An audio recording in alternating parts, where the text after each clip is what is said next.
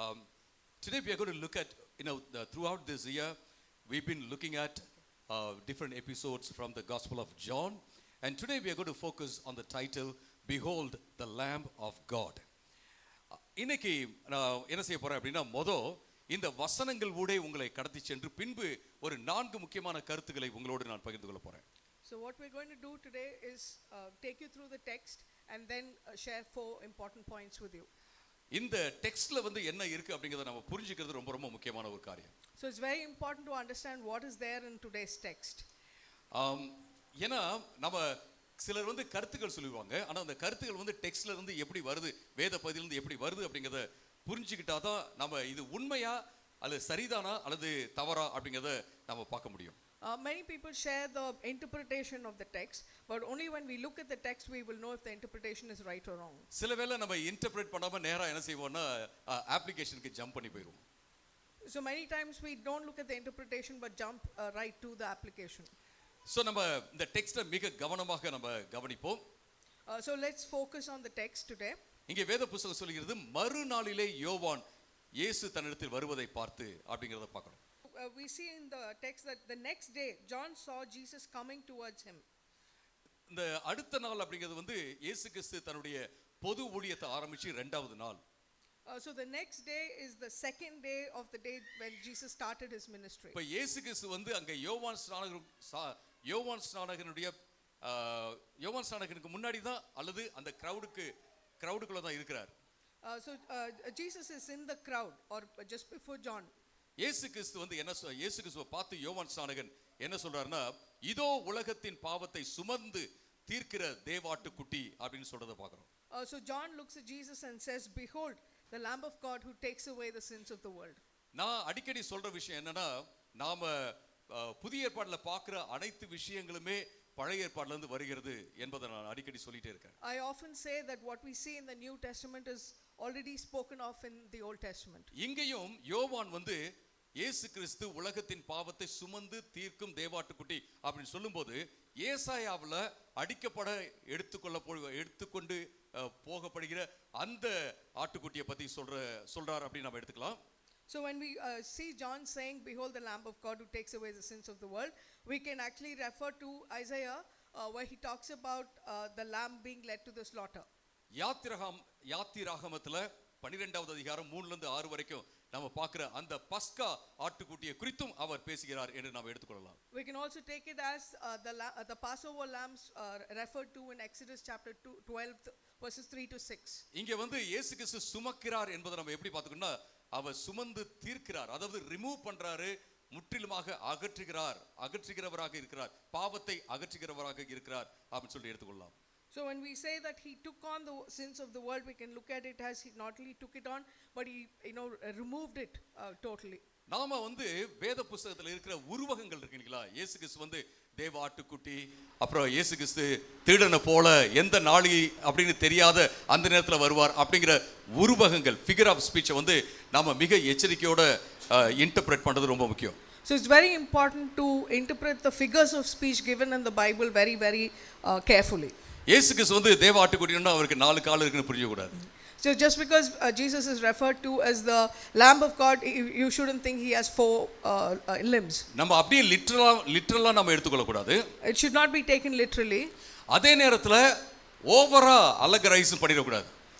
At the same time we shouldn't over allegorize it. அப்படினா என்ன, எப்படி அப்படினா, இயேசு கிறிஸ்து தேவ ஆட்டுக்குட்டினோட ஒரு ஆட்டுக்குட்டியோடைய அதாவது தன்மைகள் எல்லாம் என்னன்னு ஒரு லிஸ்ட் போட்டு எல்லாத்தையும் இயேசு மேல புகத்தி விடக்கூடாது, இயேசு மேல என்ன வச்சிடக்கூடாது. So just because he is called the Lamb of God, you shouldn't list out all the characteristics of a lamb and then say Jesus was like that. இயேசு கிறிஸ்து எப்பயுமே இரக்கம், அப்படியே ஆட்டுக்குட்டி போல அப்படியே மீக்கா அப்படியே இருக்க மாட்டார். Jesus is not always like a meek lamb. அவர் நியாயமும் தீர்ப்பார். He is a judge, a God who judges. அப்படிங்கறத நம்ம பார்க்கிறோம். We see that too. அதே போல தான் கழுகு எப்படி தன்னுடைய பலத்தை ரினியூ பண்ணிக்குதோ, புதுப்பித்துக்குதோ அப்படினோன நாம எல்லா கழுகுடைய பண்புகளையும் வச்சு என்ன செய்வோம், எல்லாத்தையும் நமக்குள்ள புகற்றி விடுவோம். We shouldn't also, look when we talk about how the eagle renews itself. We shouldn't look at all the qualities of an eagle and then put it on ourselves. So என்ன பாயிண்ட் அந்த வேத பகுதியில சொல்ல வருது, வேத புத்தகம் சொல்லுது அப்படிங்கறத மட்டும் தான் நம்ம கான்சென்ட்ரேட் பண்ணணும். We should focus only on the point that is being spoken of in the scripture. So இந்த இடத்துல நம்ம என்ன பார்க்கறோம்னா அடிக்கப்படும்படியாக எடுத்து செல்லப்படுகிற அந்த ஆட்டுக்குட்டி போல. Here we are looking at that Jesus bore the sins of the world. So like that lamb. எகிப்து தேசத்துல ஆட்டுக்குட்டிகள் அடிக்கப்பட்டு அதனுடைய இரத்தம் வந்து டோர் போஸ்ட்ல பூசப்பட்டது இல்லையா, அந்த ஆட்டுக்குட்டி போல. Just like the Passover lamb that whose blood was put on the doorpost, like that lamb. இயேசு கிறிஸ்து உலகத்தின் பாவத்தை சுமந்து தீர்க்கிற தேவ ஆட்டுக்குட்டி அப்படினு சொல்லிட்டு வேத புத்தகம் சொல்வதை பார்க்கிறோம். We look at in the same way the scripture saying that Jesus was the lamb of God who took away the sins of the world. இது இயேசு கிறிஸ்து வந்து ஞானஸ்நானம் எடுக்க வரும்போது இந்த காரியத்தை இங்கே யோவான் ஸ்நானகன் சொல்றதை நம்ம பார்க்கிறோம். We see this John saying this when Jesus comes to him to take baptism. உடனே சில கள்ள போதகர்கள் இருக்காங்க. So there are some false teachers there. அவர்கள் என்ன சொல்றாங்க அப்படினா இயேசு கிறிஸ்து ஞானஸ்நானம் எடுக்கும் போதே நம்முடைய பாவங்களை எல்லாம் அவர் சுமந்து விட்டார் அப்படினு சொல்ற ஆட்கள் இருக்காங்க. So there are some people who say that the minute he was baptized by John itself Jesus took the sins of the world. For example, Paul C. Jong அப்படிங்கறவர். So for example, the person called Paul C. John, அவருடைய ஒரு சீடர் வந்து நம்முடைய சர்ச்சுக்கு வந்து பிரசங்கம் பண்ணாரு. உங்களுக்கு ஞாபகம் இருக்கான்னு தெரியல. One of his disciples came and preached in our church. I don't know if you remember. எனக்கு உங்களுக்கு ரிமெம்பர் பண்ணாம இருக்கலாம். ஏனா பலவெல்ல நமக்கு தவறான போதனையான்னு கண்டுபிடிக்கிறது கஷ்டமா இருக்கு. So you may not remember but I remember, but sometimes it's very difficult to find out if the preaching is wrong. ஏனா அவர் வந்து ஒரு சில முக்கியமான சபைகளோட சேர்ந்து ஊழிய செய்யறத பார்த்து நினைச்சேன் அவர் ஓகே தான் நினைச்சிட்டேன் நான். I saw him working with some important churches and I thought his preaching would be okay. அவரு நான் பாக்கும்போதெல்லாம் உங்க சர்ச்சில் வந்து பிரசங்கம் பண்ணனும், உங்க சர்ச்சில் வந்து பிரசங்கம் பண்ணனும்னு சொன்னா அங்க உள்ள முக்கியமான நபர்கள் ரெக்கமெண்ட் பண்ணாங்க. So whenever I met him, a lot of other people in the other churches kept recommending that he come and preach in our church. அவங்க பிலீவ் பண்றது இதுதான், இயேசு கிறிஸ்து வந்து ஞானஸ்நானம் எடுக்கும்போதே உலகத்தின் பாவத்தை சுமந்து விட்டார் அப்படிங்கறதுதான். So he and his people like him think that Jesus took on the sins of the world when he was baptized itself. இங்கே வந்து இதோ பாருங்கள் உலகத்தின் பாவத்தை சுமந்து தீர்க்கும் தேவாட்டுக்குட்டி அப்படினு சொல்லும்போது அந்த behold பாருங்கள் அப்படிங்கிறது தீர்க்கதரிசனமாக எப்படி ஆண்டவர் அதை நிறைவேற்ற போகிறார் அப்படிங்கறத காண்பிக்கிறது. So when John uses the word behold the lamb of God, the word behold is like a prophecy of how God is going to fulfill it. அடுத்து நம்ம பார்க்குற வசனம் என்ன அப்படினா 30வது வசனம். The next verse that we look at is verse 30. யோவான் 1 just a minute. Okay. 1:30வது வசனம். John 1 verse 30. இங்கே எனக்கு பின் ஒருவர் வருகிறார், அவர் எனக்கு முன்பே இருந்தபடியால் என்னை விட மேன்மை உள்ளவர் என்று நான் சொன்னேனே, அவர் இவர்தான். So he says, this is the one I meant when I said, a man who comes after me has surpassed me because he was before me. எனக்கு பின் இருந்த ஒருவர் அப்படிங்கிறது ஆங்கிலத்தில் பார்த்தீங்கன்னா a man அப்படின்னு சொல்லப்பட்டிருக்கு. So when you look at the word, comes after me, it's a man who's being referred to. நான் ஒரு மனுஷனை பத்தி பேசணும் இல்லீங்களா, அந்த மனுஷன் இவர்தான் அப்படின்னு சொல்லிட்டு யோவான் ஸ்நானகன் சொல்றாரு. So John is actually saying the person I spoke about, this is him. இவர் உண்மையிலேயே மனுஷன் தான், ஆனா அவர் உண்மையிலேயே தேவன் கூட அப்படின்னு சொல்றாரு. He's saying he's truly man but he's also truly God. இவர் எனக்கு முன்னாடி இருந்தார்னு நான் சொன்னல, இவர் நித்திய தேவனாக இருக்கிறார் அப்படிங்கறத அவர் முன்வைக்கிறார். So when he says he was there before me, he talks about the eternity of God. இன்னைக்கு நிறைய பேர் என்ன செய்றாங்கன்னா இத தவறா புரிஞ்சு வச்சிருக்காங்க. A lot of people have misunderstood this portion. இயேசு கிறிஸ்து வந்து ஞானஸ்நானம் வரைக்கும் சாதாரண மனுஷனாக இருந்தார் அப்படின்னும் அவர் ஞானஸ்நானம் எடுத்தோனே கிரைஸ்டா அனாயிண்டடா அபிஷேகம் பண்ணப்பட்டவரா மாறிட்டார் அப்படினு சொல்லி இன்னைக்கும் போதிக்கிறவங்க நிறைய பேர் இருக்காங்க. There are a lot of people who are still preaching that till Christ took baptism he was just merely man, and after baptism he became the anointed, the Christ. தமிழ்நாட்டுல ஒரு ஃபேமஸான பிரசங்கியார். There's a famous preacher in Tamil Nadu. அவர் பேரை சொன்னா உங்களுக்கு தெரியும், ஆனா பேரை சொல்ல நானு. If I tell you his name you will recognize, but I'm not going to share his name. அவருடைய ஒரு inspiring message, one of his inspiring messages, நீங்க சாதாரண மனிதனா இருக்கணுமா, இயேசுவா இருக்கணுமா, கிறிஸ்துவா மாறணுமா அப்படிங்கறத. He says the message is, do you want to be an ordinary man like Jesus or do you want to become Christ? ஞானஸ்நானம் வரைக்கும் இயேசு வந்து இயேசுவா தான் இருந்தார். So Till he took baptism, Jesus was Jesus. ஆனா ஞானஸ்நானம் எடுத்தோன்னு அவர் கிரைஸ்டா அனாயிண்டடா மாறிட்டார். But the minute he took baptism, he became Christ, the anointed. அவர் ஒரு உதாரணம் சொல்றாரு. ஒருத்தன் பாத்தீங்கன்னா அவன் கடைக்கெல்லாம் போயிட்டே வந்திருக்கான், இயேசுவா போயிட்டே வந்துட்டு இருக்கான். So the example he gives is there's a man who goes to the shop and comes back just as Jesus. ஆனா அவன் மேல அபிஷேகம் வந்துருச்சு. But then when the anointing hits him, அவன் கிறிஸ்துவா மாறிட்டான். he becomes Christ. அவர் சொல்றாரு எல்லாரும் கை தட்டுறாங்க. And there are people who are clapping for it. நீங்க ஒரு நாள் கை தட்ட கூடாது அந்த இதுக்கு. You should not acknowledge such preaching. அதுக்காக தான் நான் இத விளக்கி சொல்லிட்டு இருக்கேன். That's why I'm explaining all of this. நமக்கு எது சரி எது தவறுன்னு நல்லா கிளியரா தெரியணும். We should be very clear what is right and what is wrong. இந்த கள்ள போதனை சர்ச் ஹிஸ்டரியில இருந்து அந்த டைம்ல இருந்து early church டைம்ல இருந்து வந்துட்டே இருக்கு. These false teachings are coming from right from the early church when it was set up. இதுக்கு டெக்னிக்கல் டேர்ம் என்ன அப்படி கேட்டிங்கன்னா adoptionism. The technical term for this kind of preaching is called adoptionism. The technical term தெரியாதனால இத நீங்க மனசுல வச்சுங்க. இயேசு கிறிஸ்துவா மாறினாரு எப்ப பேப்டிசம் டைம்ல அப்படினு சொல்ற ஆட்கள் இருக்காங்க அப்படிங்கறத மறந்துட கூடாது. You don't forget that, even if you don't remember adoptionism, just remember people are preaching that Jesus became the Christ only at baptism. அதுக்கு அப்புறம் நீங்க 31வது வசனத்தை வாசிக்கும்போது இங்க வசனம் சொல்கிறது நானும் இவரை அறியாதிருந்தேன். So in verse 31 he says, I myself did not know him. எலிசபெத்தும் மரியாளும் ரெண்டு பேரும் கசின்ஸ் தான். Elizabeth and Mary were cousins. Relatives உறவினர்கள். அப்புறம் யோவான் ஸ்நானகனும் இயேசு கிறிஸ்து பாத்தீங்கன்னா கசின்ஸா இருந்தாங்க. So Elizabeth and Mary were relatives, so Jesus and John are cousins. இயேசுவை குறித்து யோவான் ஸ்நானகனுக்கு தெரியும். John knows about Jesus. ஆனா இயேசு உண்மையிலே யார், அவர் மேசியா என்பது அவருக்கு தெரியாமல் இருந்திருக்கிறது. But he wasn't aware that Jesus himself was the Messiah. இப்ப அவர் என்ன சொல்றாரு அப்படின்னா, இவர் இஸ்ரவேலுக்கு வெளிப்படுவதற்காகவே நான் தண்ணீரிலே ஞானஸ்நானம் கொடுக்க வந்தேன் என்றார். அவருக்கு ஞானஸ்நானம் கொடுக்கும்போது அவரை எல்லோருக்கும் இன்ட்ரோடியூஸ் பண்றதுக்காக தான் இப்ப ஞானஸ்நானமே நடக்குது அப்படின்னு அவர் சொல்றதை நம்ம பார்க்கிறோம். So he says, I am giving baptism to him so that the entire Israel will also come to know that he is the Messiah. அவருடைய ஞானஸ்நானம் வந்து ஒரு சிம்பாலிக் கிளென்சிங் தான் அது காண்பிக்குது, அடையாளமாக தான் ஒரு சுத்திகரிப்பை காண்பிக்கிறது. So John's baptism of Jesus is only a symbolism to just show purification. ஆனா இயேசு கிறிஸ்து நம்முடைய பாவத்தை முழுவதுமாக உண்மையாகவே அவர் கழுவ முடியும் என்பதை தான் நம்ம பார்க்கிறோம். But we see that Jesus is the only true God who can take away our sins. 32வது வசனத்துக்கு நீங்க வரும்போது we see in verse 32 அவர் சொல்றாரு, முன்னாடியே அவர் சொல்றாரு, நான் தெரியாம தான் இருந்தேன், இவர் வந்து உண்மையிலேயே அவர்தான் மேசியா அப்படிங்கறத நான் தெரியாம இருந்தேன். So before that he says, I did not know he was the Messiah. மீண்டுமாக அவர் சாட்சியாக சொல்றார் யோவான் ஸ்நானகன். So again John shares this as a testimony. ஆவியானவர் புறாவை போல வானத்திலிருந்து இறங்கி வருவதை நான் பார்த்தேன் அப்படின்னு சொல்றாரு. So he says, I saw the Spirit of God descend from heaven like in the shape of a dove. ஆண்டவர் வந்து யார் மேல புறாவை போல பரிசுத்த ஆவியானவர் இறங்குகிறாரோ அவர்தான் வந்து மேசியா அப்படிங்கறத எனக்கு முன்னாடியே சொல்லியிருந்தார். But the Lord had already told me that when you see the Holy Spirit descend like a dove and remain on someone, he is the true Messiah. புறாவை போல வானத்திலிருந்து இறங்கி அப்படின்றத நம்ம பார்க்கிறோம். So we see that the Spirit come down like a dove. அப்படின்னா எப்படி நம்ம சில மூவிஸ் எல்லாம் பார்க்குறோம்ல, சயின்ஸ் ஃபிக்ஷன் இதெல்லாம், அது போல டபார்னு அப்படியே இயேசு கிறிஸ்து புறாவா மாறிட்டாரா அப்படின்றது தான் சிலருக்குலாம் கேள்வி. So some people have this question that did Jesus transform into a dove just like you see in these movies?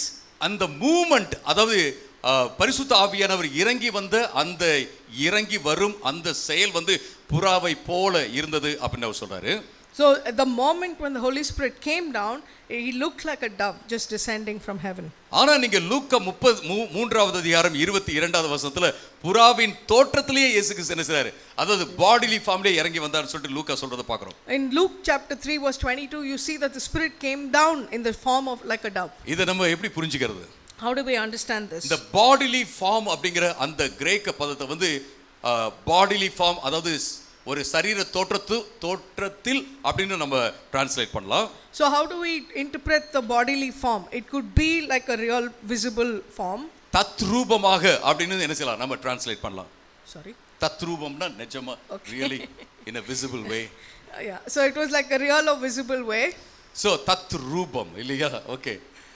So அந்த ரூபம் நம்ம பார்க்கும்படியாக tangible-ஆ விசிபிளா அவர் வந்து இறங்கி வந்தார் அப்படிங்கறத அவர் சொல்றார். So it was a form or a shape that we could see the Spirit coming down. So நம்ம பரிசுத்த ஆவியானவர் புறாவை போல மட்டும் தான் இருக்கிறாரா அப்படினா அப்படி மட்டும் கிடையாது.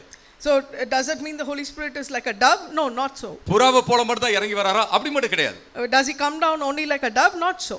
அக்கினி நாவுகள் போலவும் அவர் இறங்குகிறார்னு சொல்லிட்டு வேத வசனத்துல பார்க்கிறோம். We see in the scripture that the Spirit comes down like tongues of fire. காற்றை போலவும் அவர் வருகிறார் அப்படிங்கறத நம்ம பார்க்கிறோம். We see that he comes like a wind. ஆனா காற்று வந்து பரிசுத்த ஆவியானவர் கிடையாது. But the wind is not the Holy Spirit. புறா பரிசுத்த ஆவியானவர் கிடையாது. The dove is not the Holy Spirit. அக்கினி நாவுகள் பரிசுத்த ஆவியானவர் கிடையாது. But the tongues of fire is not the Holy Spirit. அவர் அந்த மாதிரி வந்து என்ன சொல்லலாம் இறங்கலாம். ஆனா அது பரிசுத்த ஆவி கிடையாது. He comes in those forms, but those items are not the Spirit of God. அதனால தான் நீங்க அதுக்கு அப்புறம் பாத்தீங்கன்னா புறாவை பத்தி பேசல இங்க யோவான் ஸ்நானகன். But after that you see John the Baptist never speaks about the dove. அதுக்கு அப்புறம் பரிசுத்த ஆவியானவர் பத்தி மட்டுமே அவர் பேசுறத நம்ம பார்க்கிறோம். After this he only speaks about the Holy Spirit. அதுக்கு அப்புறம் நீங்க பாத்தீங்க அப்படினா 33வது வசனத்துல and later if you see in verse 33 மீண்டுமாக அவர் சொல்றார் நானும் அவரை அறியாமல் இருந்தேன் அப்படி சொல்றார். He says and I myself did not know him. நீங்களும் யாரும் அறியவில்லை நானும் என்ன செய்யல அறியவில்லை அப்படி அவர் சொல்றார். So he says you also didn't recognize and nor did I. ஆனாலும் தண்ணீரினால் ஞானஸ்நானம் கொடுக்கும்படி என்னை அனுப்பினவர் ஆவியானவர் யார் மேல் இறங்கி புறா இறங்குறத பத்தி சொல்ல ஆவியானவர் யார் மேல் இறங்குறாரோ அவரை நீ பார்ப்பாய் அவர்தான் இவர் அப்படினு சொல்றத நம்ம பார்க்கிறோம். So he says but the one who sent me to baptize with water told me the man on whom you see the Spirit come down, not the dove come down but the Spirit come down and remain is the one is the one I was talking about. பரிசுத்த ஆவியானவர் அவர் மேல வந்து அப்படியே அமர்ந்து விட்டார் அப்படிங்கறத நம்ம பார்க்கிறோம். We also see that the Holy Spirit came down and remained on him. வந்துட்டு போயிரல அவர் மேலேயே இருந்தார். He didn't come and go away, he remained on him. இது ரொம்ப ரொம்ப முக்கியமான ஒரு காரியம். This is a very very important point. அதுக்கு அப்புறம் அவர் என்ன சொல்றார் அப்படி கேட்டிங்கன்னா அவரே பரிசுத்த ஆவியானவரால் ஞானஸ்நானம் கொடுக்கிறவர் என்று எனக்கு சொல்லி இருந்தார் அப்படினு சொல்றத பார்க்கிறோம். And it says that he is the one who will baptize with the Holy Spirit. That's what the Lord told me. நான் வந்து தண்ணீரால தான் பாப்டிசம் கொடுக்கிறேன். But I only baptize with water. ஆனா இயேசு கிறிஸ்து ஆவியினால பரிசுத்த ஆவியினால உங்களுக்கு ஞானஸ்நானத்தை கொடுப்பார் அப்படிங்கறத பார்க்கிறோம். And we see that Jesus is the one who will baptize us with the Holy Spirit. பரிசுத்த ஆவியினால அப்படிங்கறத வந்து பரிசுத்த ஆவி வந்து ஒரு ஏதோ இன்ஸ்ட்ருமென்ட் அதை வச்சு அதாவது இன்ஸ்ட்ருமென்ட் அதை வைத்து ஆண்டவர் வந்து பரிசுத்த ஆவியில நிரப்புவார் அப்படி நம்ம எடுத்துக்கொள்ள கூடாது. We shouldn't take it that the Holy Spirit is just an instrument with whom the Lord will fill us. இது ஏதோ ஒரு மெட்டீரியல் திங் அது வந்து நமக்குள்ள திணிக்கப்படுது அப்படி நம்ம எடுத்துக்கொள்ள கூடாது. It's not a material thing that's being pushed into you. இது வந்து நம்ம எப்படி எடுத்துக்கொள்ள கூடாதுன்னா நீங்க போன உடனே ஒருத்தங்க வந்து எண்ணெயை பூசுறாங்க அது மாதிரி நம்ம எடுத்துக்கொள்ள கூடாது. It's not like when you go somewhere someone pours or rubs oil on you. It's not like that. பரிசுத்த ஆவியானவருடைய அபிஷேகத்தை அல்லது பரிசுத்த ஆவியானவருடைய ஞானஸ்நானத்தை நாம முழு கண்ணோட்டத்தோட பார்க்கிறது ரொம்ப முக்கியமான ஒரு காரியம். So the anointing of the Holy Spirit or the baptism of the Holy Spirit has to be understood in its fullness. அதனால தான் நான் திரும்ப நான் சபையில சொல்றேன்னா அனாயிண்டிங் அப்படிங்கிறது வந்துட்டு போறதெல்லாம் கிடையாது. That's why I keep repeating in the church that anointing is not something that comes and goes. பரிசுத்த ஆவியினால இருக்கிற உண்டாகிற அபிஷேகம் அல்லது ஞானஸ்நானம் முக்கியமா அபிஷேகன்ற வார்த்தையோட ஞானஸ்நானம் அப்படின்னா என்ன? So what is it when you are baptized by the Holy Spirit? எப்படி வந்து தண்ணீர்ல வந்து முக்குறாங்களோ அல்லது இமர்ஸ் பண்றாங்களோ அது போல we are immersed into the Holy Spirit. So just like you are in baptism, you are immersed in the water. That means you are also immersed in the Holy Spirit. இந்த அனுபவத்துல பாத்தீங்கன்னா நம்ம மறுபடியும் பிறக்கும் அனுபவம் இருக்கிறது. So in this experience you see that you're born again. பரிசுத்த ஆவி நமக்குள்ள இருக்கிற அனுபவமும் இருக்கிறது. You have the experience of the Holy Spirit living in you. இயேசு கிறிஸ்துவோட நம்ம ஐக்கியப்பட்டிருக்கிறதும் இருக்கிறது. It also looks at the relationship we have with Christ. பரிசுத்தமா வாழ்வதற்கு ஆண்டவர் பலப்படுத்தும் காரியம் இருக்கிறது. It's the strength that the Lord gives us to live a holy life. ஆண்டவருக்கு சாட்சி கொடுக்கிறதுக்கான பலம் நமக்கு பரிசுத்த ஆவியிலிருந்து வருது அதுவும் இருக்கிறது. The strength that to be a testimony for the Lord is also there in us. வரங்கள்ல செயல்படுவது ஊழியத்துல செயல்படுவதற்கான பரிசுத்த ஆவியின் பலம் எல்லாமே அடங்கி இருக்கிறது அப்படிங்கறத நான் பார்க்கிறோம். The strength to be fruit to bear fruit and to do ministry is all there in this. இது வந்து ஒரு லைஃப் லாங் எக்ஸ்பீரியன்ஸ் ஆக நமக்கு இருக்க வேண்டும் அருமையானவர்களே. So this has to be a long time lifelong experience. ஆனா இது வந்து நம்ம எப்ப ஆண்டவருக்குள்ள வரமோ அப்பையில இருந்து அது ஸ்டார்ட் ஆகுது அப்படிங்கறத நான் பார்க்கிறோம். But this starts when we come into the Lord. So நீங்களும் நானும் எப்படி பார்க்கறோம் அப்படினா ஏதோ பரிசுத்த ஆவியானவருடைய ஞானஸ்நானம் அப்படினோட 1986ல நான் ஞானஸ்நானம் பெற்றேன் அப்படி சொல்லிட்டு ஒரு கட்டத்துக்கு நம்ம அதை நகர்த்தி வைத்து விட கூடாது. So when we look at this, we shouldn't look back at the day we came to the Lord, say 1986, and say it started there and it's there. ஒரு முழுமையான கண்ணோட்டத்தோட பார்க்கணும். We need to look at it in its fullness. பரிசுத்த ஆவியில நான் ஞானஸ்நானம் பெற்றிருக்கிறேன் அப்படி சொல்றவங்க அவங்களுக்குள்ள நிச்சயமாக இயேசு இருக்கிறார், பரிசுத்த ஆவியானவர் இருக்கிறார். So those of you who've been baptized by the Holy Spirit, the Spirit is in you and Jesus is in you. அவங்க தேவனோடு ஆண்டவரோடு ஐக்கியத்துல இருக்காங்க. And they are in relationship with the Lord. பரிசுத்தமா வாழ்வதற்கு பலத்தை ஆண்டவர் கொடுக்கிறார். The Lord has given you the strength to live a holy life. சாட்சியாக இருப்பதற்கு, வரங்களை செயல்படுவதற்கு, ஆண்டவருக்கு ஊழியம் செய்வதற்கு பரிசுத்த ஆவியானவர் பலத்தை கொடுக்கிறார் அப்படிங்கறத நான் மறந்துட கூடாது. So to live a holy life, to do ministry and to work, have the gifts of the Spirit, all of it is there in this. அடுத்ததாக நம்ம 34வது வசனத்துல என்ன பார்க்கிறோம் அப்படினா, அதன்படியே நான் பார்த்து இவரே தேவனுடைய குமாரன் என்று சாட்சி கொடுத்து வருகிறேன் என்றான். And you also see him say in verse 34, I have seen and I testify that this is the God's chosen one. நான் பார்த்தேன், அதுக்கு அப்புறம் அத மறந்துட்டேன் அப்படினு சொல்லல அவரு. He didn't say I saw and then I forgot. நான் பார்த்தேன், இன்னைக்கு வரைக்கும் நான் நினைச்சேன் சாட்சி சொல்லிக்கொண்டே இருக்கிறேன் அப்படின்னு அவர் சொல்றத பார்க்கணும். So he says I have seen and I continue till today to testify. நம்ம ஸ்போக்கன் லாங்குவேஜ்ல நம்ம சொன்னோம்னா இங்க யோவான் என்ன சொல்றாருன்னா, நான் இத பத்தி நான் கேட்டேன், அவரை பார்த்தேன், இப்போ நான் கான்ஃபிடென்ட்டா என்ன செய்றேன், நம்பிக்கையோட நான் வந்து இயேசு யார் என்பதை சொல்லிக்கிட்டே இருக்கிறேன் அப்படின்னு சொல்றாரு.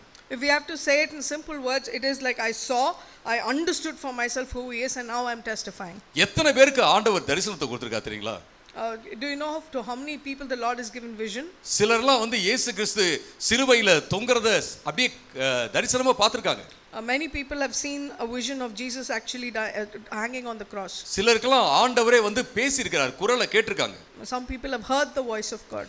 ஆனா அதுக்கு அப்புறம் அவங்க என்ன செஞ்சிருக்காங்க அப்படினு பாத்தீங்கன்னா, அவர்கள் வந்து ஆண்டவருக்குள்ள இல்லாம போயிருக்காங்க. But they have also not come to the Lord after experiencing that. சிலர்லாம் ஆண்டவர்ட்ட இருந்து வெளிப்பாட பெற்றிருக்காங்க. Some people have got revelation from the Lord. நல்ல போதனைகளை பெற்றிருக்காங்க. Sorry? போதனைகள். Teachings. They have also received good teachings from the Lord. ஆனா அதுக்கு அப்புறம் அவங்க என்ன பண்ணாங்க? But what did they do after that? அத வச்சி என்ன பண்ணாங்க? What did they do with that teaching? எல்லாமே காத்தோட பறந்து போயிடுச்சு. Everything has gone with the wind. நான் அதனால தான் நான் சொல்வேன், அதாவது எவ்வளவு பெரிய தரிசனம், எவ்வளவு பெரிய சொப்பனம், அதெல்லாம் பெரிய முக்கியமே கிடையாது. So it's not very important how big a dream or a vision you get. பவுலுக்கு வந்து ஆண்டவர் ஒரு பெரிய சூப்பர் நேச்சுரல் விதத்துல வந்து ஒரு காட்சி அளித்தார். So God gave a huge supernatural vision to Paul. அவர் அப்போஸ்தலர் என்று அழைக்கப்பட்டார். He was called as an apostle. பர்னபாவுக்கு அப்படிப்பட்ட எந்த விதமான சூப்பர் நேச்சுரல் விஷன் அதெல்லாம் கிடைக்கல. For whom? Sorry. பர்னபாஸ்க்கு. Okay. Barnabas did not get any such vision. ஆனா அவரும் அப்போஸ்தலர் என்று அழைக்கப்படுகிறார். But he is also called as an apostle. Barnabas தான் என்ன செய்றாருன்னா பவுலை வந்து கொண்டுகிட்டே வராரு எல்லா சீடர்கள்ட்டயும் அப்படின்றத நம்ம பார்க்கிறோம். You also see Barnabas is the one who brought Paul to the disciples. ஒரு சிலர்லாம் வந்து அவங்க பயங்கரமா சாட்சி சொல்லுவாங்க. நானும் அப்படிதான் யோசித்தேன், ஒரு நம்ம சாட்சியெல்லாம் ஒண்ணுமே இல்லை அப்படி தான் நான் யோசித்தேன் ஒரு காலத்துல. At one point of time when a lot of people shared tremendous testimonies, I thought mine is nothing. அவங்க சொல்லுவாங்க, நான் வந்து சிகரெட் பிடிச்சிட்டு இருந்தேன், குண்டாதாரி பண்ணிட்டு இருந்தேன், அப்படிதான் இருந்துட்டு இருந்தேன். ஆனா திடீர்னு என் ரூம்ல அப்படியே 1000 இது நிறைய பேர் சொல்லப்பா 1000 டியூப் லைட்ஸ் போட்ட மாதிரி ஒரு வெளிச்சம் வந்தது அப்படின்னு சொல்லுவாங்க. Yes, I've heard this testimony of, I used to smoke cigarettes, I used to be like a gunda, and then one day suddenly there was a light equal to 1000 tube lights. இயேசு எனக்கு காட்சி அளித்து என்னோட பேசினாரு. So Jesus came down in front of me and spoke to me. அந்த மாதிரி சொல்றவங்கள பார்த்தா இவருக்கு பயங்கரமான நல்ல ஒரு சாட்சி இருக்கு அப்படி சொல்லுவாங்க. So you might look at him and say, oh, he has a great testimony. அப்படி சொன்ன ஒரு சிலர் நான் பார்த்திருக்கேன்.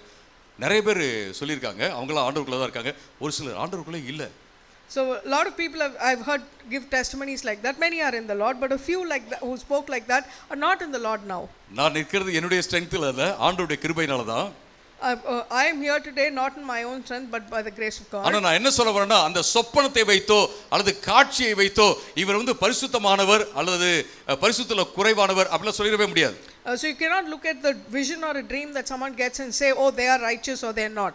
அந்த என்கவுண்டருக்கு அப்புறம் நம்முடைய வாழ்க்கை எப்படி மாறுகிறது, எந்த அளவுக்கு நம்ம இம்பாக்ட்ஃபுல்லா இருக்கிறோம் அப்படிங்கறது ரொம்ப ரொம்ப முக்கியமான ஒரு காரியம். What's more important is how our life is transformed or becomes after such an encounter. இப்போ இந்த வேத பகுதியிலிருந்து ஒரு 4 முக்கியமான கருத்துக்களை உங்களுக்கு முன்பாக நான் வைக்க இருக்கிறேன். So I'm going to share 4 important things from this passage. முதலாவதாக The first thing, இயேசு மேல எந்த விதமான திசை திரும்புதலும் இல்லாம அவர் மேல நம்ம கான்சென்ட்ரேட் பண்ணணும். So focus on Christ without any distractions. இங்க வந்து யோவான் ஸ்நானகர் வந்து முழுவதுமாக இயேசு மேலேயே ஃபோக்கஸ் பண்றதை நம்ம பார்க்கிறோம். So here in this passage we see John the Baptist focusing completely on Jesus. அவர்தான் தேவ ஆட்டுக்குட்டி. He said he is the Lamb of God. அவர் மேல பரிசுத்த ஆவியானவர் இருக்கிறார். The Holy Spirit is on him. அவர்தான் பரிசுத்த ஆவியானவர்னால பாப்டிசம் கொடுக்கிறவர் அவர்தான். He is the one who will baptize you with the Holy Spirit. தேவனுடைய குமாரன் அவர்தான். He is the Son of God. தேர்ந்தெடுக்கப்பட்டவர் அவர்தான். He is the chosen one. இப்படியே நீங்க வந்து யோவான் சுவிசேஷத்துல பாத்தீங்கன்னா பல்வேறு விதங்கள்ல இயேசுவை உயர்த்தி அவர் வைக்கிறதை நம்ம பார்க்கலாம். So this is how you will see John the Baptist and John speaking in this in this gospel, raising Jesus up. நம்முடைய வாழ்க்கையில இயேசுவை மேல மட்டும் நம்ம ஃபோக்கஸ் வைக்கிறது ரொம்ப முக்கியமான ஒரு காரியம். So in our life it's very important to focus only on Jesus. எப்படி வந்து அன்னாடம் நம்ம பல்வேறு காரியத்துல ஈடுபடும்போது இயேசு மேல மட்டும் நம்ம ஃபோக்கஸ் பண்ண முடியும்? How can we in our regular life focus only on Jesus? அவரை நம்ம worship பண்ணிக்கிட்டே இருக்கணும். We should keep on worshiping him. worship பண்ணிக்கிட்டே இருக்கணும்னா எப்படி? So what does it mean to continually worship him? பாட்டு பாடிக்கிட்டே இருக்கணுமா? Should we keep on singing? கை தட்டிக்கிட்டே இருக்கணுமா? Should we keep on clapping? நான் சில வேளை பாத்தீங்கன்னா கடைக்குள்ள போகும்போது ஏதாவது சத்தமா பாட்டு பாடிருப்பாங்க. வைஃப் வந்து கொஞ்சம் அமைதியா இருங்க, அவங்க எல்லாம் உங்களை பாக்குறாங்கன்னு சொல்லுவாங்க. எனக்கு தெரியாது அவங்க பாக்குறாங்கன்னு தெரியாது. Sometimes I'll go walk into a shop and I'll be singing loudly and my wife will caution me saying others are watching, but I may not realize it. பெரிய சிங்கர் அப்படிங்கிறதுக்காக இல்ல. Not that I'm a great singer. Singing வராதனால எப்ப பார்த்தாலும் practice பண்ணிட்டே இருக்க வேண்டியதா இருக்கு. I'm practicing because I don't sing well. So அதுதான் ஆராதனையா துதிக்கிறதா? So is that what is worshiping or praising? ஆண்டவரை ஆராதிப்பது என்பது ஆண்டவரோடு உறவு வைத்துக் கொண்டிருப்பது. So worshiping God is actually having a relationship with God. நாம என்ன செஞ்சோம்னு கேட்டிங்கன்னா ஸ்தோத்திரம் சொல்றது, நன்றி சொல்றது, பாட்டு பாடுறது, கை தட்டுறது இதெல்லாம் மட்டுமே உள்ளடக்கிட்டோம் ஆராதனை அப்படிங்கறத. So we have contained worship into just saying praise the Lord or clapping or singing. நாம முழு நாளும் எல்லா வேலையில ஈடுபடும் போதும் ஆண்டவரை ஆராதித்துக் கொண்டே இருக்கலாம், அவரோடு உறவு வைத்துக் கொண்டே இருக்கலாம். So we can in everyday life in the things we are doing worship the Lord throughout. வேத வசனத்தை நம்ம இரவும் பகலும் தியானித்துக் கொண்டே இருக்க வேண்டும். We should be meditating on the word of the Lord day and night. என்கிட்ட வந்து ஒருத்தங்க சொன்னாங்க, பாஸ்டர் நீங்க பாஸ்டரா இருக்கறனால இரவும் பகலும் தியானித்துக் கொண்டே இருக்கலாம். So one person came to me and said, "Oh, you as a pastor can keep on meditating on the word of God." ஆனா நாங்கலாம் பிசினஸ்ல இருக்கோம். Well, we are all in business. நீங்க பிசினஸ் செய்யும்போது இது ஆண்டவருக்கு பிடிக்காது, ஆண்டவருக்கு பிடிக்கும்னு யோசிக்கிறீங்கல்ல, அதுவே தியானம் தான். Amen. So when you're doing business, if you can understand that this is what God would like and not like, that itself is worshiping. ஒரு கஸ்டமர் வந்து வந்திருக்கிறாரு, அவருக்கு வந்து நியாயமா நம்ம வந்து சேவை செய்யணும் அப்படி நினைக்கிறீங்கல்ல கர்த்தருக்கு முன்பாக, அதுவே என்னது ஆராதனை தான், அதுவே வந்து மெடிடேஷன் தான். So when you look at customer who comes and you want to serve him in the right manner, that itself is worship and meditating. ஏன் கேட்டா உங்க மைண்ட்ல வந்து கான்ஸ்டன்ட்டா தேவனுடைய வார்த்தை ஓடிக்கிட்டே இருக்கு. Because why? Because the word of the Lord is constantly running in your mind. இதுக்கு போய்ட்டு பைபிளை திறந்து எங்கேயோ உட்கார்ந்துக்கிட்டு நான் இப்ப மெடிடேட் பண்றேன், என்ன யாரும் டிஸ்டர்ப் பண்ணாதீங்க, கண்ணை மூடிக்கிறேன் அப்படின்னு சொல்றது கிடையாது. It's not going and sitting in one place, closing your eyes, having the Bible open and saying don't disturb me. That's not meditating. மற்ற மதங்கள்ல இருக்கிற தியானம் வந்து கண்ணை மூடிக்கிட்டு செய்யறது. The meditation that other religions follow is done with the eyes closed. வேத புத்தகத்துல இருக்கிற தியானம் வந்து கண்ணை திறந்துக்கிட்டு பண்றது. The meditating that is talked about in the scripture is doing it with your eyes open. Hallelujah, praise the Lord. இப்பெல்லாம் தியானம் தான் பண்ணிட்டு இருக்கீங்க, நானும் தியானம் பண்ணிட்டு இருக்கிறேன். ஏன்னா இந்த வார்த்தையெல்லாம் பேசும்போதே தியானம் ப்ராசஸ் ஆயிட்டு இருக்கு. So right now we are all meditating, you and I, because the words are running through our head. மற்ற மதங்கள்ல இருக்கிற தியானம் அப்படிங்கிறது எம்டி பண்றது, மைண்டை வந்து எம்டி பண்றது. The meditation that's talked about in other religions is emptying your mind. ஆனா வேத புத்தகத்துல இருக்கிற தியானங்கிறது மைண்டை வந்து நிரப்புறது. The scripture talks about meditation is filling your mind with the word. So நம்ம அப்படியே இரவும் பகலும் தியானித்துக் கொண்டே இருக்கும்போது, அவருடைய வசனத்தை தியானிக்கும்போது, so day and night when we are meditating on the word of God, அவரை வந்து நம்ம துதித்துக் கொண்டே இருக்கும்போது, ஆராதித்துக் கொண்டே இருக்கும்போது, so when we are praising him and worshiping him, எதுவும் நம்மள வந்து டிஸ்ட்ராக்ட் பண்ணவே முடியாது. Nothing can distract us. Hallelujah, praise the Lord. Amen. இந்த பொருட்கள் மேல வைக்கிற அந்த ஆசை நம்மள டிஸ்ட்ராக்ட் பண்ண முடியாது. The materialism will not distract us. வெற்றி நம்மள வந்து டிஸ்ட்ராக்ட் பண்ண முடியாது. Success cannot distract us. Entertainment வந்து நம்மள டிஸ்ட்ராக்ட் பண்ண முடியாது. Entertainment cannot distract us. நம்முடைய பாவங்கள் வந்து ஆண்டவர்ட்ட இருந்து நம்மளை தூரமாக இழுக்க முடியாது. Our sins cannot take us away from the Lord. நம்மளை யாரும் வெட்கப்படுத்தினாலும் அதுவும் என்ன செய்யாது, நம்மளை ஆண்டவர்ட்ட இருந்து தூரப்படுத்தாது. If anyone puts us to shame, that will not remove us from the presence நாம of God. எதை குறித்து நம்ம துயரப்பட மாட்டோம், துக்கப்பட மாட்டோம், கவலைப்பட மாட்டோம், கவலை வராதுன்னு சொல்ல. ஆனா அது நம்மளை ஆண்டவர்ட்ட வந்து டிஸ்ட்ராக்ட் பண்ணாது. So nothing will remove us from, nothing will distract us from the Lord. Not that you won't have problems, but even that will not distract you from the Lord. நீங்க சோலார் பேனல்ஸ்லாம் வச்சிட்டு அதை மூடி வச்சிட்டீங்கன்னு வச்சுங்களேன், எப்படி இருக்கும் யோசிச்சு பாருங்க. If you put solar panels and then you cover it, imagine what will happen. ரொம்ப நல்லா இருக்கு, காஸ்ட்லியா, ரொம்ப காசெல்லாம் செலவு பண்ணி சோலார் பேனல்ஸ்லாம் போட்டு வச்சிருக்கோம் அப்படின்னு சொல்லிட்டு அதெல்லாம் கவர் பண்ணிட்டீங்கன்னா எப்படி இருக்கும் யோசிச்சு பாருங்க. So if you spend a lot and put a lot of solar panels but keep it covered, what will happen? அது எஃபெக்டிவா இருக்காது. It will not be effective. அது வந்து சூரியனை நோக்கி இருக்கணும். It has to be looking towards the sun. சூரிய வெளிச்சம் அதுக்கு தேவை, அப்பதான் அது வேலை செய்யும். The sunlight is required for it, only then it will work. நீங்களும் நானும் ஆண்டவரை நோக்கி இல்லனா நம்மளால வேலை செய்ய முடியாது. So you and I, if we are not focused on the Lord, we cannot work. ஏனா அவரே வெளிச்சத்தினுடைய மூலம், அவரே ஜீவனின் மூலம் அப்படிங்கறத நம்ம பார்க்கிறோம். Because he is the source of life and he is the source of light. இரண்டாவது நம்ம பார்க்கிற விஷயம் என்ன அப்படினு கேட்டிங்கனா, நீங்க தேவன் கொடுக்கிற வெளிப்பாட்டை பின்பற்ற வேண்டும், உங்களுடைய உணர்வுகளை அல்ல. The second point we're looking at is we need to follow God's revelation, not our feelings. தேவனுடைய வெளிப்பாடு எங்க சிறப்பு வெளிப்பாடு, ஸ்பெஷல் ரெவலேஷன் இங்க வேத புத்தகத்தின் மூலமாக நமக்கு கொடுக்கப்பட்டிருக்கு அப்படிங்கறத பார்க்கிறோம். Where do we get God's special revelation? From the word of God. ஆண்டவர் வந்து 40க்கு மேலான நபர்களை அவர் வந்து ஏவி இந்த புத்தகத்தை எழுத வச்சிருக்கிறார். The Lord has inspired 40 authors to write the word. கிட்டத்தட்ட 3000 வருஷத்துக்கு முன்னாடியே எழுதப்பட்டது. It has all been written almost 3000 years ago. இயேசு கிறிஸ்து வரதுக்கு கிட்டத்தட்ட 250 வருஷத்துக்கு முன்னாடியே கிரேக்க மொழிபெயர்ப்பு, ஹீப்ரு பைபிளுடைய கிரேக்க மொழிபெயர்ப்பு வந்து விட்டது. So even 350 years before the coming of Christ, the Greek translation of the Bible was there. அதுக்கு முன்னாடி எப்ப எபிரேய பைபிள் வந்து தொகுக்கப்பட்டிருக்கும் நீங்க யோசிச்சு பாருங்க. So imagine, try to think back how the Hebrew Bible would have been written. இதன் மூலமாக, இந்த வேத புத்தகத்தின் மூலமாக தேவன் யார் என்பதை நமக்கு வெளிப்படுத்துகிறார். So from the word of God we get to know who God is. இதன் மூலமாக நாம தேவனுடைய ஒரு இரட்சிப்பின் திட்டத்தை நம்ம புரிஞ்சுக்கிறோம். We understand the redemptive work of the Lord through this. இத தாண்டி நம்முடைய ஃபீலிங்ஸை வந்து நம்பணுமா அப்படினா நம்ப தேவையில்லை. Apart from this, do you have to trust your feelings? Absolutely not. இப்போ பாத்தீங்கன்னா யோவான் ஸ்நானகன் இயேசு கிறிஸ்து மேல பரிசுத்த ஆவியானவர் புறாவை போல இறங்கி வரதை பார்த்துட்டாரு.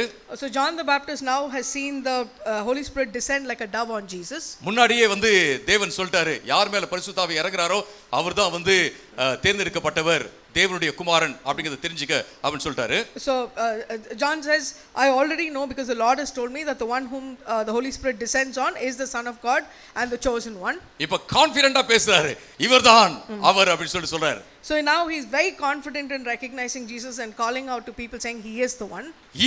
அவர்தான் தேவனுடைய ஆட்டுக்குட்டி அப்படின்னு சொல்றாரு. He says he is the Lamb of God. ஆனா ஒரு கட்டத்துல பாத்தீங்க அப்படினா, but in one stage if you see, அவரை பிடிச்சு ஜெயில்ல போட்டுறாங்க. they imprison John. உபத்திரவத்தின் ஊடே கடந்து போறாரு. He is going through persecution. அப்ப அவர் என்ன செய்யறாருன்னா, நீங்க மத்தேயு 11வது அதிகாரம் 2ல இருந்து 6 வரைக்கும், லூக்கா 7:18ல இருந்து 23 வரைக்கும் நீங்க வாசிச்சு பாத்தீங்கன்னா தெரியும். அங்க So if you read in Matthew chapter 11 2 to 6 and Luke chapter 7 18 to 23, அங்க அந்த கஷ்ட நேரத்துல தன்னுடைய சீடர்களை அனுப்பிச்சு, நீங்க தான் வரப்போகிறவரா அல்லது வேறு ஒருவருக்காக நாங்க காத்திருக்கணுமா அப்படின்னு கேட்க சொல்றாரு. So when John is going through that persecution at that tough time, he actually sends his disciples to Jesus and asks them, are you the one who is to come or should we expect someone? அப்ப இயேசு கிறிஸ்து வந்த சீடர்களை பார்த்து என்ன தெரியுமா சொல்றாரு, நீங்க வந்து பாருங்கன்னு சொல்றாரு. So even then Jesus tells John's disciples, you come and see. வந்து பாருங்க, குருடர்கள் பார்வையடைகிறார்கள். You come and see that the blind can see. சப்பானிக எழுந்து நடக்கறாங்க. The disabled are walking. மரித்தோர்கள் எழும்புகிறார்கள். The dead are being risen up. வந்து பாருங்க அப்படினு சொல்றத பார்க்கிறோம். Jesus says come and see. கிறிஸ்தவம் அப்படிங்கிறது வேத புத்தகத்துல இருக்கிற விசுவாசம் அப்படிங்கிறது it's evidence based faith. Amen. When you read the word of God, it's all based on evidence. blind faith கிடையாது. It's not blind faith. இப்ப நான் சொல்றது ஒருவேளை சிலருக்கு முரண்பாடா இருக்கலாம். Some of you may not agree with this. இதுதான் உண்மை வேத புத்தகத்துல. This is the truth in the Bible. இயேசு கிறிஸ்து உயிரோடு எழும்பி அவர் வந்து காண்பிக்கிறார் தன்னுடைய சீடர்களுக்கு, இங்க பாருங்க காயத்தெல்லாம் பாருங்க அப்படின்னு காண்பிக்கிறார். Jesus rose up from the dead and then came to the disciples and showed them his wounds. இயேசு கிறிஸ்து இப்படி சொல்ல, நான் எதுவுமே காமிக்க மாட்டேன், நீங்க தான் நம்பணும், ஓகே அப்படிலாம் சொல்ல. Jesus didn't say, I'm not going to show you anything, you have to just believe. So முதல் சீடர்களுக்கு அவர் வந்து தன்னை காண்பிக்கும் போது, இந்த காயமெல்லாம் காண்பிக்கும் போது தோமா அங்க இல்ல. Yeah. So when he first revealed himself to the disciples, Thomas was not there. அடுத்த நாள் எல்லாம் வராங்க, எல்லா சீடர்களும் உட்கார்ந்து பேசிக்கிறாங்க. So the next day all the disciples are sitting together speaking. ஆமா இயேசு கிறிஸ்து உண்மையிலேயே உயிரோட தான் எழுந்து வந்துட்டாரு, நாங்க காயங்கள்லாம் பார்த்தோம் அப்படின்னு பேசிக்கிறாங்க. They're talking that Jesus has risen again, we saw his wounds. தோமா அப்படியே யோசிக்கிறார். Thomas is thinking. அவர் நாளைக்கு மறுபடியும் இயேசு வருவாரு அப்படின்னு அவங்க சொல்றாங்க. நான் இமேஜின் பண்ணி பேசுறேன். I'm just imagining, but I'm sure the disciples told him, oh, Jesus will come again tomorrow. நீங்க மட்டும் ஆதாரத்தோட பாத்தீங்க, நான் ஆதாரத்தோட பார்க்க கூடாதா? அவர் மறுபடியும் வரும்போது என்ன செய்வேன், நான் தொட்டு பார்த்தாதான் நான் விசுவாசிப்பேன் அப்படின்னு சொல்லிட்டாரு. So Thomas says, oh, only you are believing because you saw, but I will also believe only when I see. When he comes, I'm going to touch his wounds. இயேசு இப்படி சொல்ல, தோமா எப்படி நீ இப்படி சொல்லலாம் அப்படிலாம் சொல்ல, தொட்டு பாருன்னு சொல்றாரு. Jesus didn't tell Thomas, how can you speak like this? He said, no, touch and see. அது மட்டும் இல்ல, நீங்க அப்போஸ்தலர் 1வது அதிகாரத்தை நீங்க ஆரம்பத்துல இருந்து வாசிச்சு பாத்தீங்கன்னா 40 நாட்கள் இயேசு சீடர்களோட இருந்து அவர் ப்ரூவ் பண்ணறார், திருஷ்டாந்தமாக அவர் காண்பித்தார் அவர் உயிரோடு இருக்கிறார் என்பதை. So if you read further in the Acts of the Apostles, it shows that for 40 days Jesus was with them and was showing that he was risen and he was there alive. அதனால தான் பல இடங்கள்ல அப்போஸ்தலர்கள் சொல்றதை நம்ம பார்க்கலாம், நாங்க பார்த்தோம், தொட்டோம், கேட்டோம், அதனால தான் நாங்க கான்ஃபிடென்ட்டா பேசுறோம் அப்படின்னு சொல்றதை பார்க்கிறோம். So in many places you see the apostles repeating, we saw, we experienced and we touched.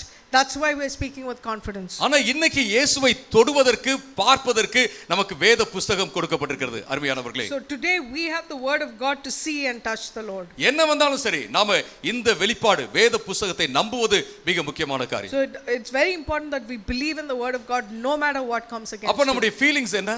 So what about our feelings? நம்முடைய மூட் என்ன? What about our mood? அதெல்லாம் தூக்கி வச்சிர வேண்டியதான். We have to set it all aside. நம்ம பல வேளைகள்ல தீர்மானங்களை எடுத்துறோம். Sometimes we just decide. எதை வச்சு? What do we base it on? எது நமக்கு கம்ஃபர்ட்டபிளா இருக்கோ அதை வச்சு. It's based on what we are comfortable with. எது கன்வீனியன்ட்டா இருக்கோ அதை வச்சு. With what's convenient for us. இப்போதைக்கு எது நமக்கு வந்து திருப்தி கொடுக்குதோ அதை வச்சு. What is satisfying us right now. ஆனா நாம எதை கேட்கணும் அப்படின்னா வேத புத்தகம் என்ன சொல்லுது அப்படிங்கறத தான் நம்ம கேட்கிறது ரொம்ப ரொம்ப முக்கியமான ஒரு காரியம். But what we need to hear or listen to is what the word is saying. பிசாசானவன் எப்படியாவது நம்மளை வஞ்சிக்கலாம்னு சொல்லிட்டு அவன் வகை தேடிக்கொண்டே இருப்பான். Satan is always looking for a way to bring us down. அவன் ஒளியின் தூதனை போல வருவான். He would come as the masquerader of light. பிரம்மகுமாரின்னு ஒரு குரூப் இருக்கு, நீங்க பார்த்திருப்பீங்க. There's a group called Brahma Kumari right now. அவங்கள நான் பார்த்தபோது அவங்க எல்லாம் சிபிஎம் நான் நினைச்சேன். Sorry? சிபிஎம். Okay. அப்படி நான் நினைச்சேன். So when I first saw them I thought they were CPM. Oh wow, CPM ஆட்கள் இங்கே கூட இருக்காங்களா அப்படி நான் நினைச்சேன். I thought, oh, CPM people are even here. என் பக்கத்துல இருந்த ஒரு ஃப்ரெண்ட், அவரு கிறிஸ்டியன் தான். அவரு என்ன சொன்னார்னா, அவங்க முகத்துல பாரு எவ்வளவு பிரகாசம், இதெல்லாமே பரிசுத்த ஆவியோட பிரகாசம் அப்படின்னு பேச ஆரம்பிச்சாரு. So there was a Christian friend next to me. He said, look at the glow on their face, this is from the Holy Spirit. அதுக்கு அப்புறம் தான் தெரிஞ்சு அவங்க வந்து கிறிஸ்டியன்ஸே கிடையாது, பரிசுத்த ஆவிக்கு அவங்களுக்கு சம்பந்தமே இல்ல அப்படிங்கிறது தெரிஞ்சு. After that only we realized they were not Christians and they had no relationship with the Holy Spirit. நம்ம பரிசுத்த ஆவியானவர் எப்படி இருக்கிறார் அப்படிங்கறது எப்படி நம்ம கணிக்கிறோம்னா, அப்படியே மாசற்ற ஸ்கின், அப்படியே க்ளோ இருந்துச்சுன்னா ஓ பரிசுத்த ஆவியை நினைக்கிறோம். So how do we look at somebody and say they have the Holy Spirit? They have clear skin and a glowing skin, then we think they are from the Holy Spirit. அந்த காலத்துல எனக்கு இன்னும் ஞாபகம் இருக்கு, நாங்க ஒரு youth camp போயிருந்தோம். So I remember many years ago we had gone for a youth camp. நாங்க எல்லாம் பேசிட்டு இருக்கும்போது ஒரு பொண்ணு என்ன செஞ்சா, அக்கா எனக்கு ரொம்ப பருலாம் வருது அப்படின்னு அவங்க சொன்னாங்க. So one of the persons sitting there said, I get a lot of acne. அவங்க சொன்னாங்க, நல்லா ஜெபம் பண்ணுமா, பருவே வராது, ஜெபம் பண்ண அதெல்லாம் அப்படியே மறைஞ்சு அந்த ஆண்டோட பிரகாசம் வந்துரும் அப்படி சொன்னாங்க. So they said, keep praying. As you keep praying and praying, the Holy Spirit will be in you and then you'll get the glow, the acne will go. இந்த மாதிரிலாம் ராங் டாக்டரின் சொல்றதா தெரியல, கள்ள போதனைன்னு சொல்றதா தெரியல, தவறான புரிதல் இருக்கிறது. So I don't have to call this a false teaching, but there are misunderstandings like this. இதெல்லாம் நம்முடைய feelings. These are all our feelings. இது வந்து நம்முடைய இம்ப்ரஷன்ஸ் தான், வேற ஒண்ணுமே கிடையாது. These are what we are thinking about our so feelings நம்பணுமா தேவனுடைய வார்த்தையை நம்பணுமா? தேவனுடைய வார்த்தையை தான் நம்பணும். Do you have to trust your feelings or the word of God? Definitely the word of God. மூடு, சிலர்லாம் மூடு அப்படினு சொல்வாங்க. A lot of people talk about the mood. நான் மூட நம்பாம போய் பல வருஷங்கள் ஆயிடுச்சு. I stopped trusting my moods many years ago. ஏன்னா நான் ஷிம்லால இருக்கும்போது ஒருத்தர் சொன்னார், ஒரு மேஜர் இருக்கிறார், மேஜர் தாஸ். அவரை வந்து மாசம் ஒரு நாள் நான் சந்திப்பேன். So when I was in Shimla, there was this person called Major Das. I used to meet him once a month. அவர் பாத்தீங்கன்னா அப்படி military இதுல தான் வருவாரு, கையெல்லாம் கொடுப்பாரு. young man how are you அப்படினு கேட்பாரு. So he'll come with a military stride and shake your hands and say, young man, how are you? நான் அப்ப அவர்ட்ட சொன்னேன், இன்னைக்கு வந்து உங்களை வந்து சந்திக்கணும் மூடே இல்ல, ஆனாலும் வந்துட்டேன், ஸ்னோ பெய்யுது அப்படி நான் சொன்னேன். So I told him, I didn't want to come and meet you. I didn't have the mood. It's snowing, but I anyway came. young man மூட பத்தி பேசவே கூடாது, மூடுன்னு ஒண்ணு இல்லவே இல்ல அப்படிட்டாரு. So he said, young man, there's nothing called mood, don't talk about it. அப்ப அவர் என்ன சொன்னார்னா, enemy வரான், நான் வந்து துப்பாக்கி வச்சிருக்கேன், எனக்கு சுடுறதுக்கு மூடு இல்லன்னு சொன்னா எப்படி அப்படினு கேட்டார். So he said, if the enemy comes and I say, I have gun but I don't have the mood to shoot, what will happen? அன்னைக்கு அந்த ஸ்னோவ்லயே மூட வந்து அப்படியே கல்லற மாதிரி புதைச்சிட்டு வந்துட்டேன் நான். So that day I buried my mood like in a cemetery in the snow. நான் மூட நம்புறதே கிடையாது. I don't trust my moods. ஏன்னா நம்ம எல்லாரும் ஒரு விதத்துல போர் வீரர்கள் மாதிரி தான். Sorry? போர் வீரர்கள் போல, soldiers போல.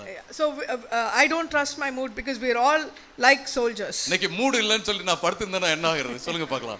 If I lie down and say I don't have the mood, what will happen? Mood இல்லையோ, ஃபீலிங்ஸ் இல்லையோ, தேவனுடைய வார்த்தை என்ன செய்தோ சொல்லுகிறதோ அதை நம்ம செய்யறது ரொம்ப ரொம்ப முக்கியமான ஒரு காரியம். So it's very important not to look at our mood, whether we have it or not, feelings, whether we feel anything or not, but to trust in the word of the Lord and do it. Mood ஸ்விங்ஸ்னு ஒன்னு இருக்கு அப்படினா இருக்கு.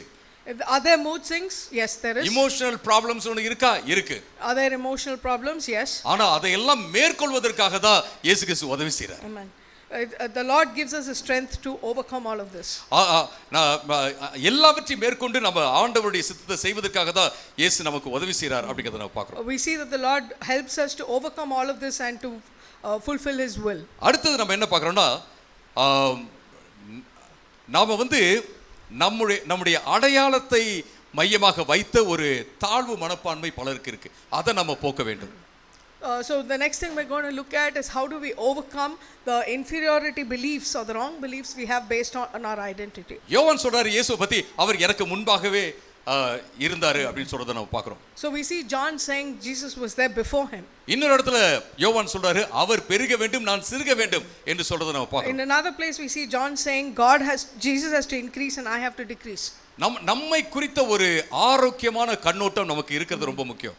It's very important for us to have a good image or the right image about ourselves. நான் உண்மையிலே யாரு அப்படினு எனக்கு தெரிஞ்சிருக்கணும். I should know who I am. நான் அதாவது என்னுடைய பலம் என்ன பலவீனம் என்ன அப்படிங்கறத தெரிஞ்சு வச்சிருக்கணும். I should know my strength and my weaknesses. நான் வந்து என்ன யாருக்கும் மேல உயர்த்தவும் கூடாது, யாருக்கு கீழே தாழ்த்தவும் தேவையில்லை.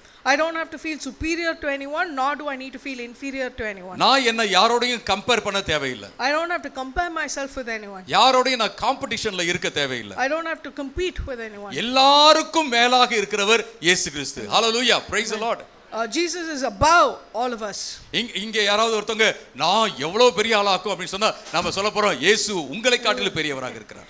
Anyone here says I am a great person, we're going to say Jesus is greater than you. இன்னொருத்தர் சொல்றாரு வச்சீங்களா, நான் அவரை காட்டிலும் பெரியவர் அப்படினா நாம சொல்ல போறோம் இயேசு உங்க ரெண்டு பேரையும் காட்டிலும் பெரியவராக இருக்கிறார். Another person says oh I am greater than this man, we say Jesus is greater than both of you.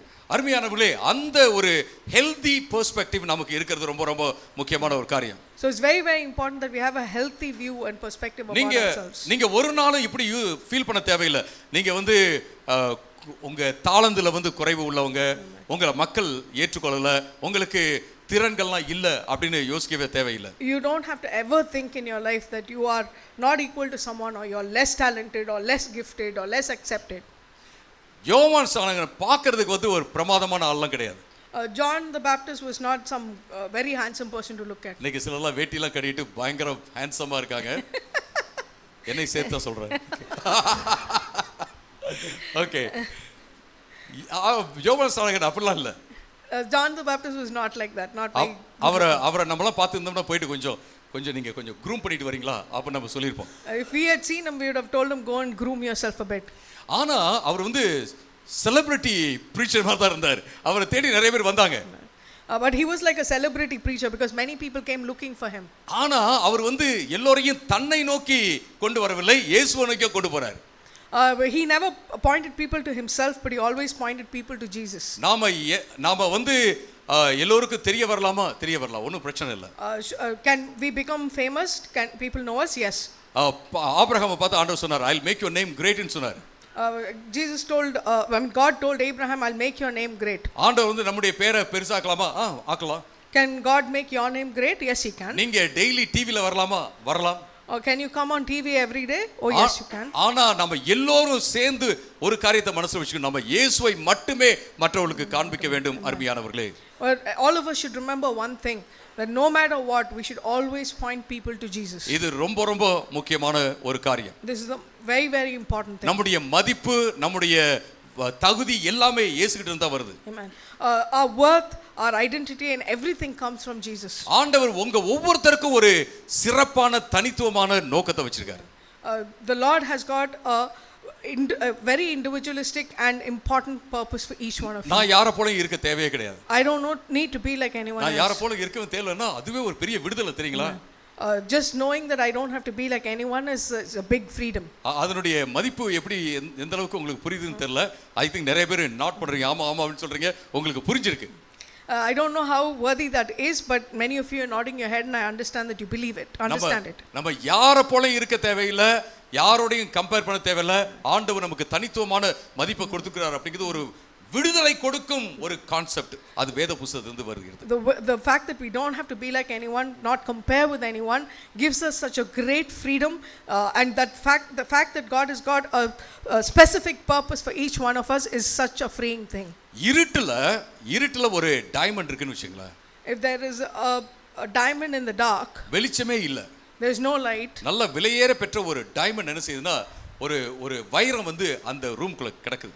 So there is a very precious and a big diamond in that room.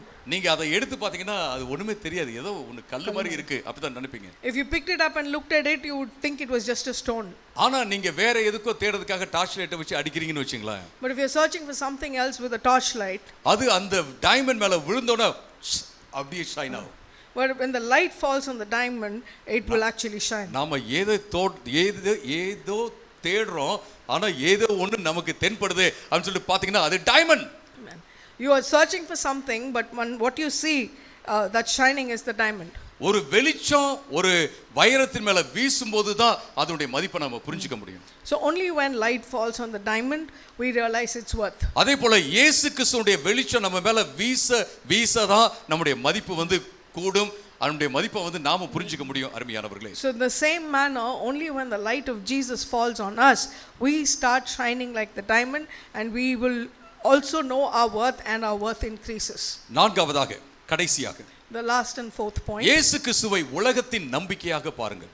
See Jesus as the hope of the world. அன்றைக்கு பாத்தீங்க அப்படின்னா எல்லாருக்கும் local God's இருந்துச்சு, local தேவதைகள் இருந்தாங்க. So in those days people had local gods or goddesses. இன்னைக்கு பாத்தீங்கன்னா கிராமத்துக்குலாம் போனீங்கன்னா, நான் கிராமத்துல இருந்து வரதுனால எனக்கு தெரியும், ஒவ்வொரு 2 லைனுக்கும் தெருவுக்கு பாத்தீங்கன்னா ஒரு கடவுள் இருக்கும். இங்கேயும் அப்படிதான் இருக்கு. அது கிராமமா இருந்து பட்டணமா மாறிடுச்சு. So I've come from a village and I see that every 2 streets will have one god. So இந்த கோயில் அப்படின்றத வச்சு நம்ம என்ன செய்யலாம், எந்த தெருன்னு சொல்லிடலாம். If you look at the temple, you can say which street that is. ஆனா இன்னொரு ரதம் வந்து அந்த சைடுல போயிட கூடாது. But one the temple chariot shouldn't go into that street. ரெண்டு பேரும் கொஞ்சம் ஃப்ரெண்ட்லியா இருக்கலாம் இல்லீங்களா, சரி போய்ட்டோன்னு விடலாம்ல, விட மாட்டாங்க. But they won't be they can be friendly and let it go, but they won't. அதாவது நான் ஃப்ரெண்ட்லியா இருக்கலாம்னு தேவர்கள் என்ன சொல்றேன், கொஞ்சம் அட்ஜஸ்ட் பண்ணிக்கலாம், ஆனா அட்ஜஸ்ட் பண்ண மாட்டாங்க. I'm talking about the gods can be friendly and adjust, but they won't. நீங்க இஸ்ரவேல் உடைய அந்த சம்பவங்கள் எல்லாம் நீங்க பாத்தீங்கன்னா, அந்த பாலஸ்தீனம், ஏன்ஷியன்ட் நியர் ஈஸ்டர்ன் கல்ச்சர், அத நீங்க பாத்தீங்கன்னா நிறைய லோக்கல் காட்ஸ் இருக்காங்க. So when you look at Israel and the Palestinians and the gods there were a lot of local gods and goddesses. ஆனா யெகோவா தேவன் எப்படி இருக்கார் அப்படினா, But when you look at how Jehovah God is, அவர் பாபிலோன்டையும் பேசுறாரு, எகிப்துகிட்டையும் பேசுறாரு, பாரசீகத்திட்ட பேசுறாரு, எல்லார்ட்டையும் பேசுறாரு. He speaks to the Babylonians, the Egyptians and everybody else. அவர் இஸ்ரவேலுக்கு மட்டும் தேவன் அல்ல, எல்லோருக்குமான தேவனாக இருக்கிறார் அப்படிங்கறது. He is not God only of Israel, but he is God of all. இங்க வந்து யோவான் சாணகன் இப்படி சொல்ல, இயேசு கிறிஸ்து இஸ்ரவேலின் பாவத்தை சுமந்து தீர்க்கும் தேவாட்டுக்குட்டி அப்படி சொல்ல. John the Baptist didn't say Jesus is the Lamb of God who takes away the sins of Israel. உலகத்தின் பாவத்தை சுமந்து தீர்க்கும் தேவாட்டுக்குட்டி. ஹalleluya, praise the Lord. He says he is the Lamb of God who takes away the sins of the world. இந்த உலகத்துக்கு ஒரு விமோசனம் வரணும் அப்படினா அது இயேசு கிறிஸ்துவின் மூலமாக தான் வர முடியும், வந்து கொண்டிருக்கிறது அப்படிங்கறத பார்க்கிறோம். So there is a change that has to come into this world. It can happen only through Jesus, and it is happening. ஆண்டவர் வந்து நம்மள இந்த உலகத்துல வச்சிருக்கார், சபை அப்படிங்கற ஒரு காரியத்தை வச்சிருக்கார். The Lord has now kept us in this world, and he's got something called the church. சபைங்கிறது என்ன? இது கட்டடம் கிடையாது, மக்கள் கூட்டம். So what is the church? It's not a building, but it's the people. இந்த சபைங்கிற வார்த்தை, இந்த எக்லீசியா அப்படிங்கிற வார்த்தை actually it's a political term. The word church or ecclesia, it's actually a political term. இது வந்து அன்றைக்கு வந்து சபையெல்லாம் கூடி டிசிஷன் பண்றாங்கல்ல சில அபிஷியல்ஸ், அவங்களுக்காக உபயோகப்படுத்தப்படுகிற ஒரு வார்த்தை. So it was a word that where officials get together and make decisions. That was the word used there. So இப்ப இந்த கம்யூனிட்டி தேவனுடைய சபையாக இருக்கிறது. So this community now is the church of God. இது மட்டும் இல்ல, ஆங்காங்கே பல தேவனுடைய சபைகள் இருக்கிறது. So there are not only us, there are many other churches around. இயேசு சொல்றார், நீங்க எதை பூமியில கட்டுவீர்களோ அது பரலோகத்தில் கட்டப்படும். So Jesus says what you tie here will be tied in heaven. நீங்க எதை கட்டவிழ்க்கிறீர்களோ அது பரலோகத்தில் கட்டவிழ்க்கப்படும். And what is broken here will be broken in heaven. அப்பனா என்ன அர்த்தம்? பிசாசை daily கட்டறதா? So what does it mean? Do you tie up the Satan every day? சிலர்லாம் என்ன நினைச்சுக்கிறாங்க அப்படி கேட்டிங்கன்னா, பிசாசை வந்து கட்டணும் அப்படி நினைக்கிறாங்க. Many people think that that you have to tie the Satan every day. காலையில கட்டறாங்க, அப்புறம் ஈவினிங்கும் கட்டறாங்க.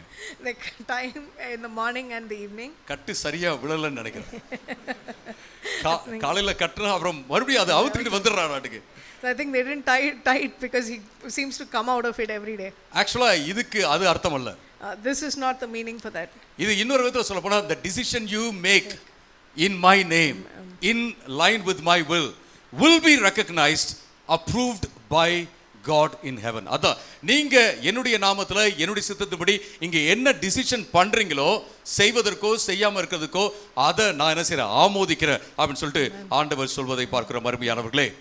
So church வந்து ஒரு decision making body அப்படிங்கறத பார்க்கணும். சபை என்பது ஒரு தீர்மானத்தை எடுக்கும் ஒரு இடமாக இருக்கிறது. சோ நீங்களும் நான் தான் இந்தியாவுடைய தீர்மானத்தை நம்ம எடுக்கிறோம்.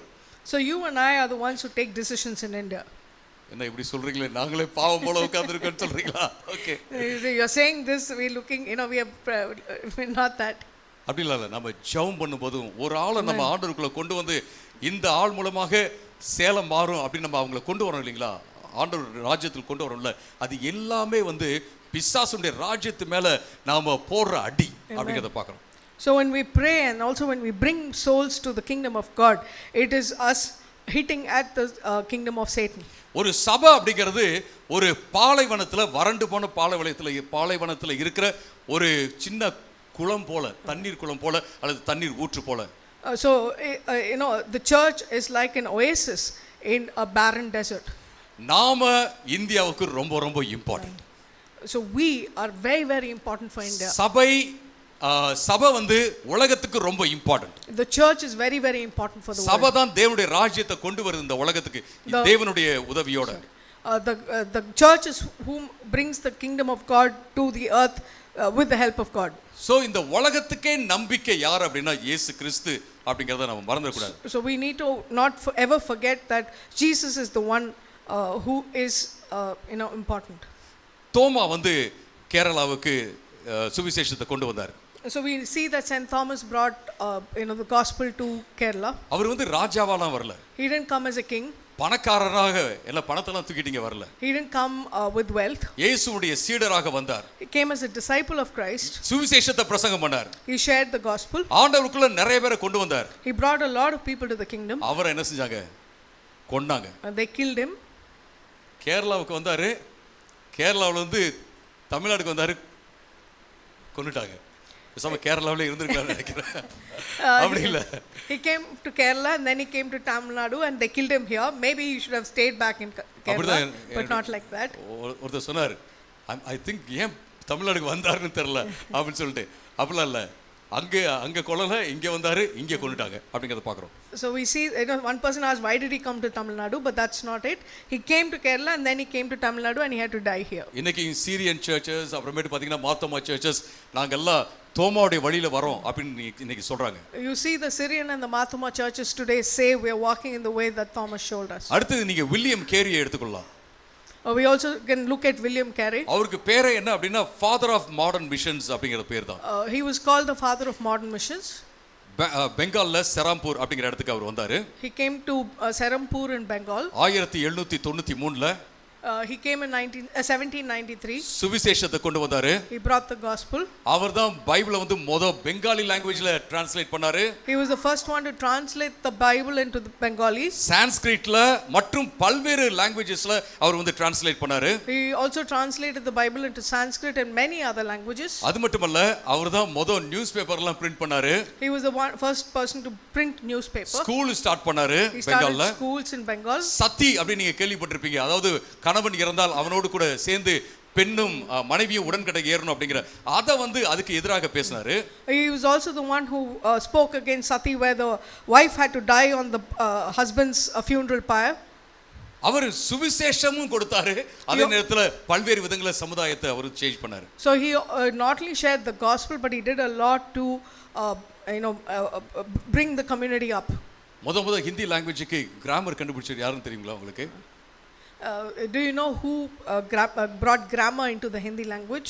1800sல தான் ஜான் கில்கிரிஸ்ட் அப்படிங்கிற ஒரு missionary.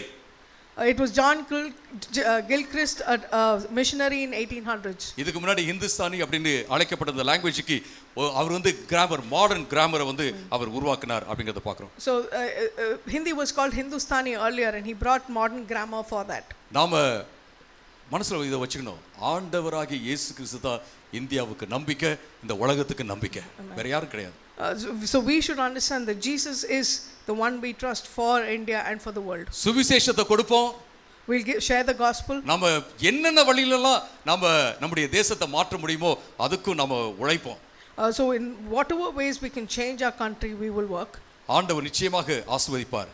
God will definitely bless us. இதோ உலகத்தின் பாவத்தை சுமந்து தீர்க்கும் தேவாட்டுக்குட்டி. Behold the Lamb of God who comes to take on the sins of the world.